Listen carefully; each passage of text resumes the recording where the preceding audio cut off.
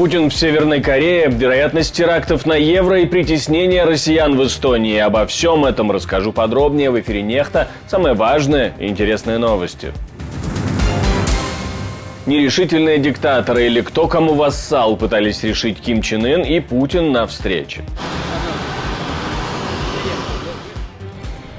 Эстония готова говорить об отправке своих вооруженных сил в Украину, но есть одно условие. Если мы ждем солидарной позиции НАТО, то, соответственно, решение принимается коллегиально. Новый мировой лидер. Кто обогнал Microsoft и Apple в рейтинге компаний? Вы знаете, они, безусловно, занимаются бизнесом, который должен иметь значительный рост в наше время. Спасибо, что смотрите, спасибо за доверие. Не забывайте ставить лайки, оставлять комментарии, не забывайте подписываться на канал и про кнопочку «Супер спасибо» тоже не забывайте. Поехали.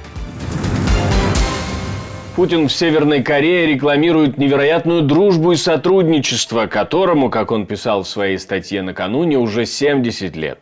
И сейчас уставший Путин говорит о том, что все будет еще лучше. Россию и КНДР многие десятилетия связывает прочная дружба и тесное добрососедство.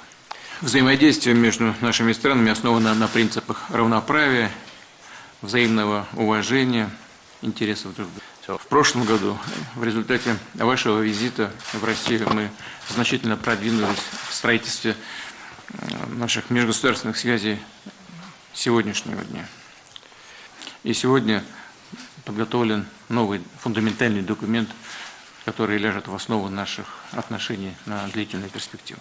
По результатам был подписан договор о всеобъемлющем стратегическом партнерстве, который предусматривает оказание помощи при агрессии против одного из участников.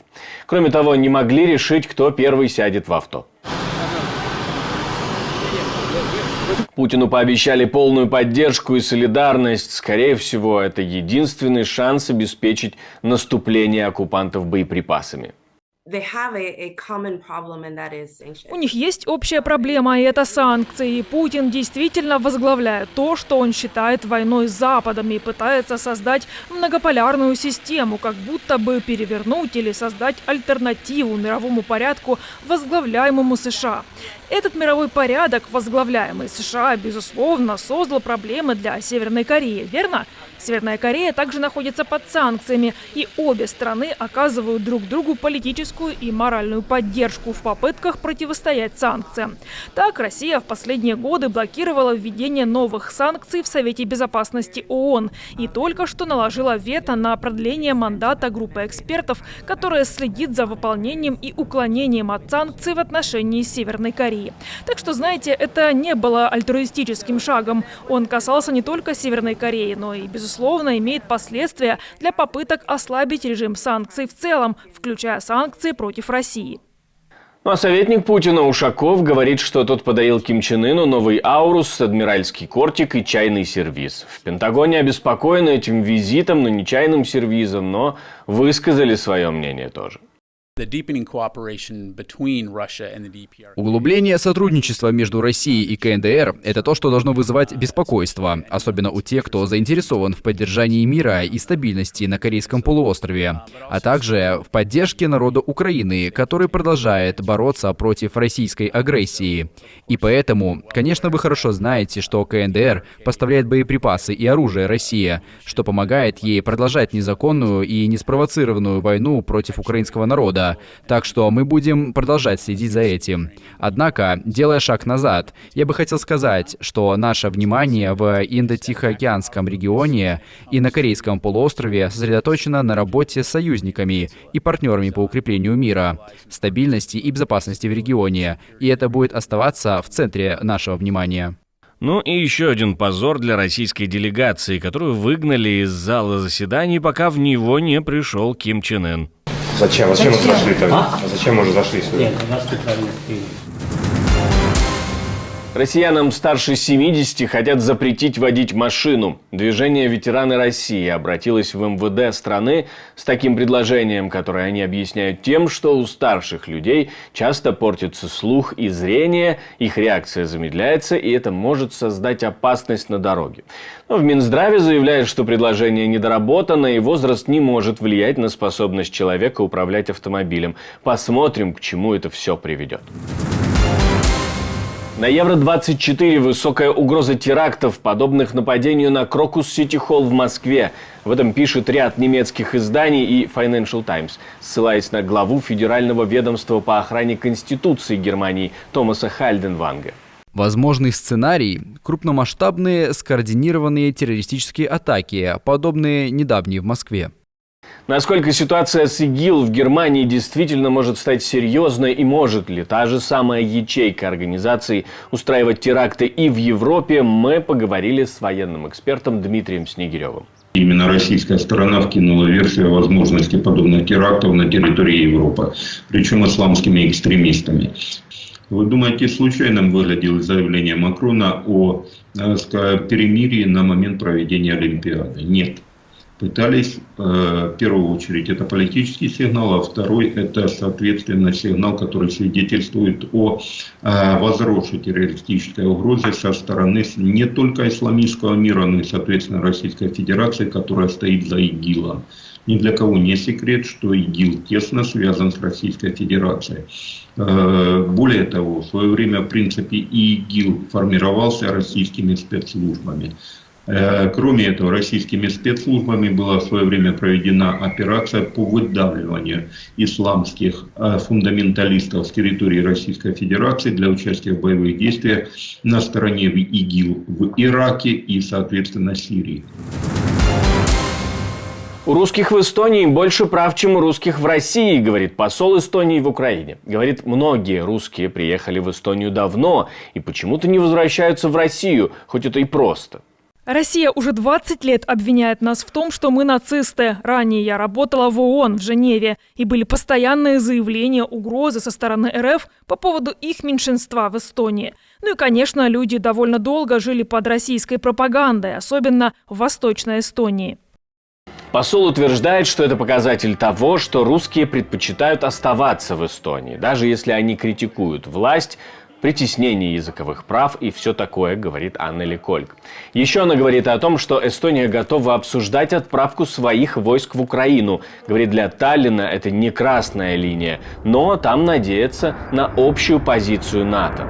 Если мы ждем солидарной позиции НАТО, то, соответственно, решение принимается коллегиально, то есть всем количеством стран-участниц Североатлантического альянса. Поэтому, если условно пророссийская, условно Венгрия заблокирует данное решение, то, соответственно, войск стран альянса на территории нашей страны не будет.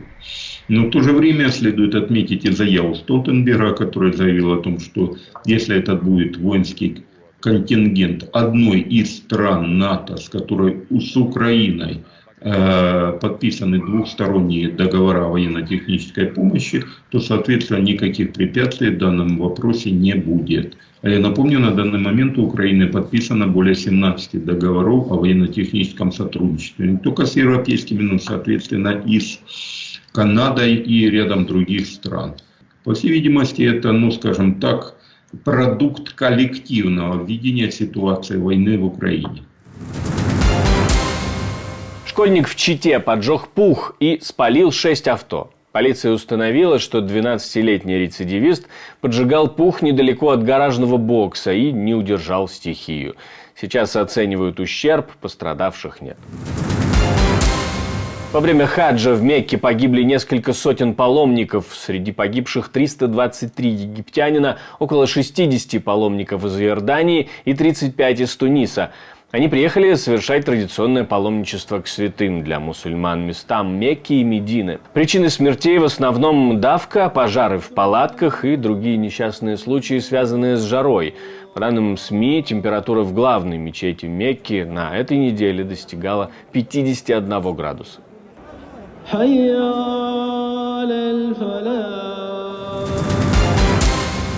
Microsoft и Apple больше не самые дорогие компании. В списке замена Nvidia вырывается вперед. Все из-за чипов, которые используются в создании механизмов, которые используют, в свою очередь, искусственный интеллект. Новость о дорожании компании в принципе беспокоит аналитиков, потому что сложно предположить или проконтролировать этот рост или падение активов Nvidia, в которые технологические инвесторы увидели потенциал. Это немного удивительно. Вы знаете, они, безусловно, занимаются бизнесом, который должен иметь значительный рост в наше время. И, очевидно, инвесторы уже учитывают это. Меня беспокоит, как долго этот рост будет продолжаться и достаточно ли разумны наши оценки, чтобы не было спровоцировано бесконтрольного, слишком большого роста или очень длительного роста, чтобы оправдать покупку акций.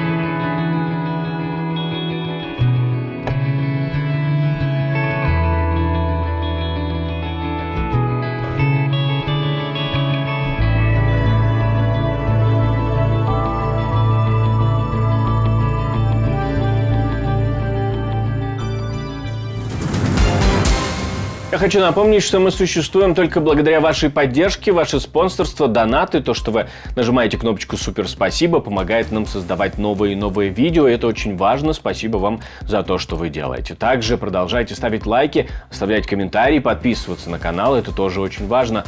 На этом у меня все, до встречи и хороших вам новостей.